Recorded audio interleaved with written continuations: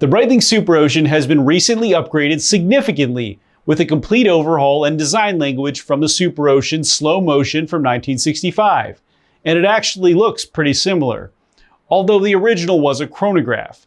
Today's watch is the Superocean Super Diver, which is a titanium 1,000 meter depth rated version of the Superocean, and it even has a fun camouflage dial that strangely goes great on a dive watch. It also has a better movement with the Breitling Caliber 10, and it retains the great new clasp from the standard version with a sliding micro adjustment. This piece does have a larger case, but wears surprisingly well, which I'll talk about later on in the review. So stay tuned and we'll find out if Breitling is headed in the right direction with this new Superocean, or if this is just another confused attempt. Let's find out.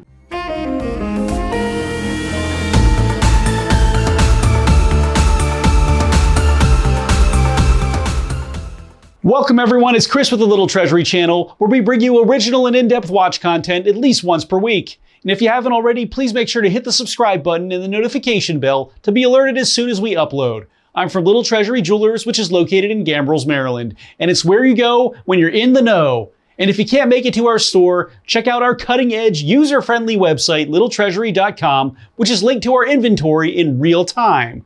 All watches that I review are for sale and can be purchased, so please see our website or see the description below to contact us.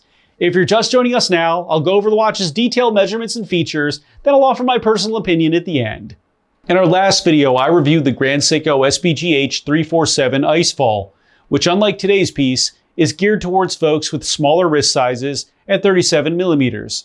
It has a beautiful frozen waterfall inspired dial and has a high beat caliber packed into this small case, which is nice to see quality not being sacrificed for the sake of case size. I recommend checking this one out if you are after a smaller timepiece with a beautiful dial. Wrist check time. Today I'm wearing my Omega Seamaster Professional on mesh bracelet. I wear this one more than anything, and this was actually my dream watch when I was a kid because I love James Bond. I just wanted a blue Seamaster, and here it is. And of course on the mesh bracelet, it's very comfortable, and I really enjoy wearing it. So tell me which watch you're wearing while you're watching the video, and make sure to tell me why. Now let's get on to the features. The new Breitling Superocean Super Diver has a 46.1mm case width, a 14.6mm thickness, a 51.7mm lug-to-lug, a 23.5mm lug width, a 34.1mm crystal diameter, and it weighs in at 143.68 grams. The case is in titanium and has matte finished, sleek, thin curved lugs and a bevel of high polish on the edges of the case with matte finish on the sides. The side profile is very sleek and thin. The crown protector is streamlined with the case, and you have a screw down crown at the 3 position. The bezel insert is a matte ceramic black, and let's go ahead and check that bezel action.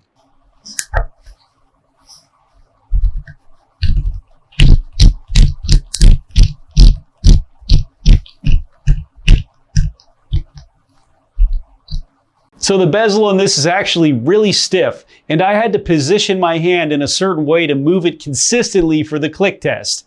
It also didn't have a significant noise, but the clicks were precise, and the lock actually works very well. The bezel ring is quite large and is in white with black numerals, with a trapezoidal marker at the 12, rectangular markers at the 3, 6, and 9, and squares for the rest. The dial has a camouflage pattern of gray, blue, and dark gray. Breitling in 1884 in white can be found at the top middle portion with the B logo in silver tone. The hour hand is a silver pudgy pencil, and the minute hand is a stick with a large box towards the end.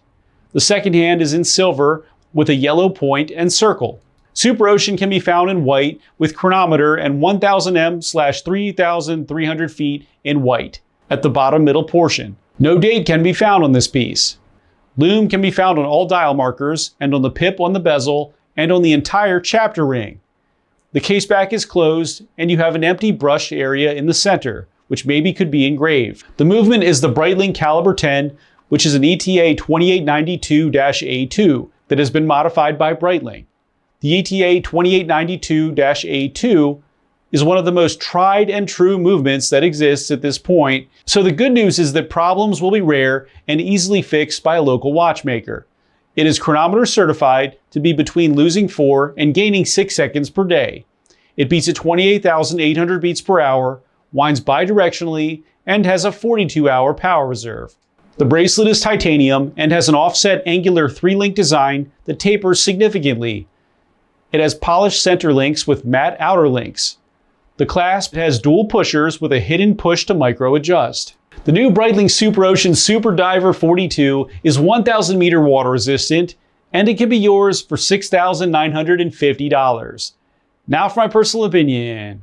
So I know that some of you are cringing at the 46mm case size on this one and will leave me goofy comments as such. However, I actually like the case size on this piece, and it doesn't look that big even on my 6.5-inch wrist, especially since it's relatively thin and wears very comfortably.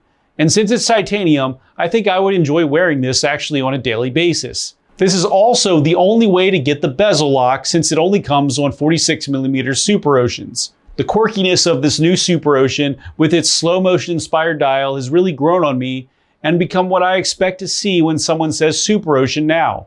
And I actually think that Breitling is onto something here, especially with the fun and brighter color variants.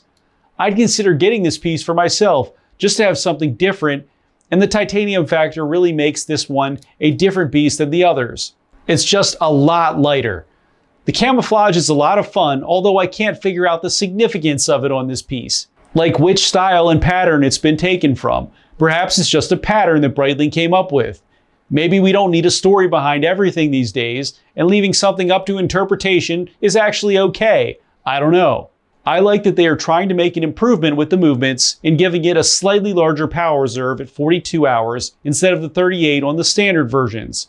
This is definitely a step in the right direction. And if they are able to get an in-house caliber in here and keep the price similar, this will be a top-tier choice. For now, I still really like it, especially since it feels quirky and very Breitling. And I'll recommend this piece for anyone who is after a fun and comfortable dive watch with a large wrist presence and a fun dial. Thanks for watching today, everyone. I really hope that you enjoyed the video. And of course, if you did, please make sure to hit that subscribe button, give this video a like, and share with all of your friends and your family members too. I look forward to seeing you next video.